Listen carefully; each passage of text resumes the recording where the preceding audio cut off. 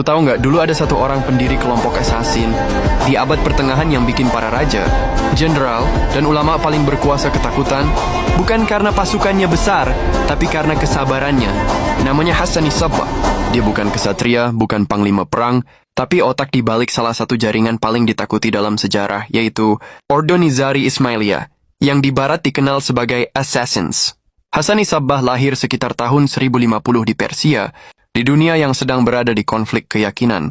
Sejak muda, dia bukan tipe petarung tapi pemikir. Dia belajar filsafat, teologi, dan matematika. Di masa ketika kebenaran ditentukan oleh pedang, Hassan memilih pena dan keyakinan.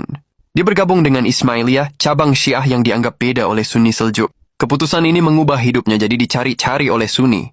Hassan sadar satu hal, dia nggak mungkin melawan kekaisaran dengan pasukan terbuka. Jadi dia memilih jalur lain, kesabaran ekstrim dan strategi jangka panjang.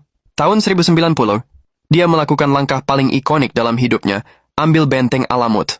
Bukan dengan perang, tapi dengan negosiasi dan pengaruh perlahan. Tanpa banyak drama, Alamut selesai dikuasai. Dari benteng di puncak gunung ini, Hassan membangun negara bayangan. Di Alamut, Hassan hidup asketik. Tidak mewah, tidak pesta, tegas. Dia menciptakan komunitas disiplin. Para kelompok pengikutnya yang kelak dikenal sebagai Fidai bukan tentara biasa. Mereka dilatih untuk sabar dan siap menjalankan misi. Tujuan mereka bukan perang tapi pesan. Target dipilih dengan presisi. Tokoh-tokoh penting yang dianggap atau ancaman. Serangan dilakukan terbuka, di tempat umum, tanpa upaya melarikan diri. Ini bukan teror acak, tapi simbol kekuasaan psikologis. Nama assassin sendiri kemungkinan berasal dari distorsi kata, Hashashin, meski cerita tentang penggunaan zat kemungkinan besar, dilebih-lebihkan oleh musuh-musuhnya. Yang nyata adalah reputasinya. Orang-orang berkuasa mulai tidur dengan penjaga di samping tempat tidurnya, karena takut akan orang yang tak terlihat. Hassan membuktikan bahwa rasa takut bisa jadi senjata lebih kuat dari pasukan besar. Yang bikin kisah Hassan Sabbah makin dingin adalah caranya memerintah. Dia hampir tidak pernah meninggalkan Alamut selama puluhan tahun.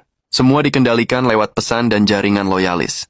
Dia membangun sistem benteng di seluruh Persia dan Suriah, menciptakan negara tanpa batas jelas di peta, tapi nyata di pikiran musuh-musuhnya.